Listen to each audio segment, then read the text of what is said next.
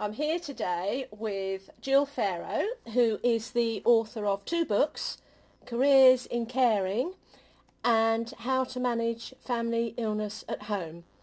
And we're very lucky that she's going to actually answer 1 or 2 questions for us today. Hello, Gill. Hello, Sarah.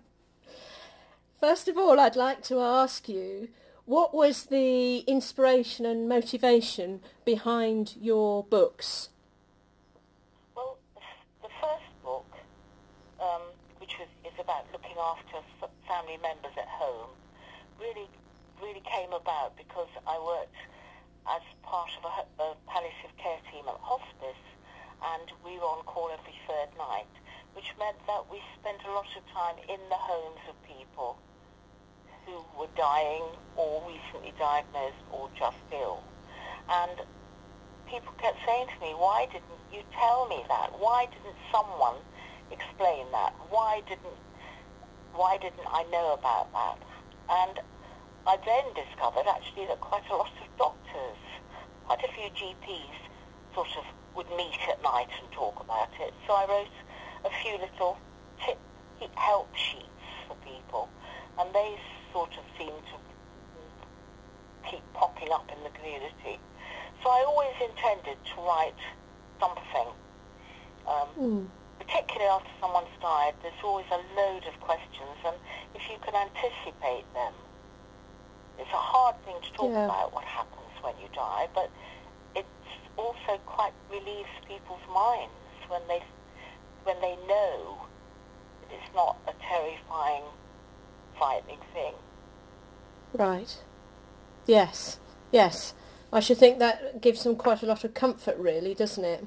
It's a difficult thing to do. It took a long time before I learned how to do it, but I found that I would say to someone, if somebody was really close to dying, I used to say, do you know what to do if something happens in the night? And nine out of 10 of them would say, no, I don't, please tell me.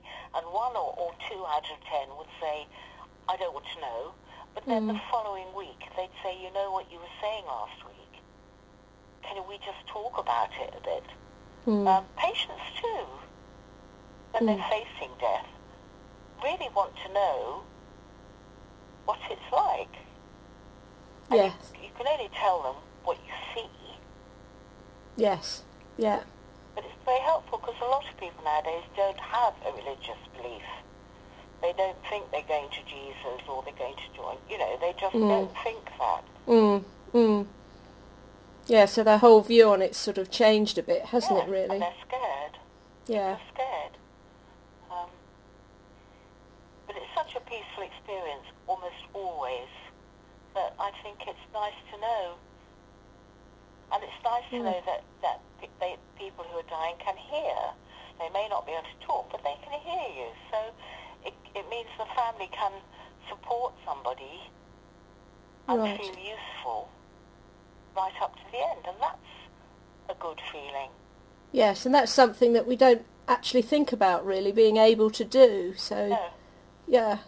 I used to say to people, we spend weeks talking about a holiday and planning that. We spend not even 5 minutes thinking about what happens if we die, what will happen, how will people manage, what can we do to make it easier. However, the book's not all about dying. So what actually sort of drew you to the caring profession in the first place? I don't really know. My mother was very ill when I was small, and I found the whole hospital thing very interesting. And I had a small brother that I could practice on. And I have very clear memories of him tearing in the house, yelling like a banshee, "Don't let Gill get at me." So I became a master at taking out splinters. And I think I've always had an interest,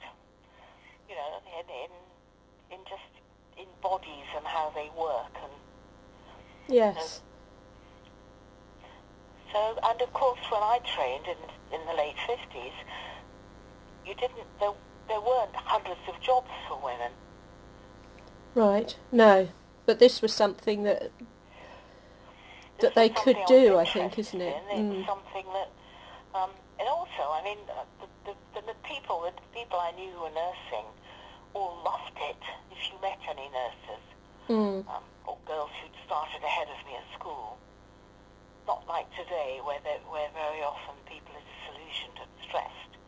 Right. Yeah. It was a career that it was prized. It meant you could travel. There was always a job, and there were lots of branches. I think that's what I like about medicine. There's so many different areas in which you can specialise. Okay. Okay. Yep. So, what do you actually like to do when you're not writing about death and and caring? There's only one chapter about death. I like gardening.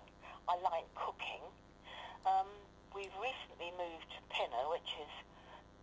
I lived in Kilburn before, and that was in the middle of London, and I could get on a bus, and I just always like exploring London. I like, just getting on a bus or going or walking and looking and finding places to eat and things to look at, watch. There was always plenty to watch in Kilburn. Yes, I should imagine there probably was. But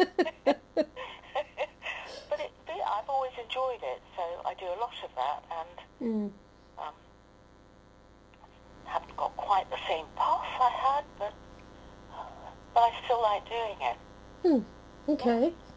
And I do write a bit. I write odd things. I write letters, sometimes papers and things, and I write at the moment I'm doing a story of my childhood for my kids. Oh, wow. Which is becoming quite a long thing, but it also covers I was a little girl in India. I was born in India, and of course it's all changed a lot there. Gosh, and then yes. Stories about school, because my children have only got me now. There's my brother, but he's not particularly interested in his family history, and I just thought it would be nice for them to have some kind of idea of what their mother was like. Yes. No, I think that's a marvellous idea. I think the whole idea of sort of researching your family history and finding out what your parents and your grandparents did is really interesting. Nice to know where you've come from. Yes, it is. It is. Yes, as well as knowing where you're going. So you've got it all covered, really, haven't you, Jill? Well, thank you very much for talking to me today. Thank you very much for spending this time with me, Sarah. I appreciate it. Thank you. Thanks.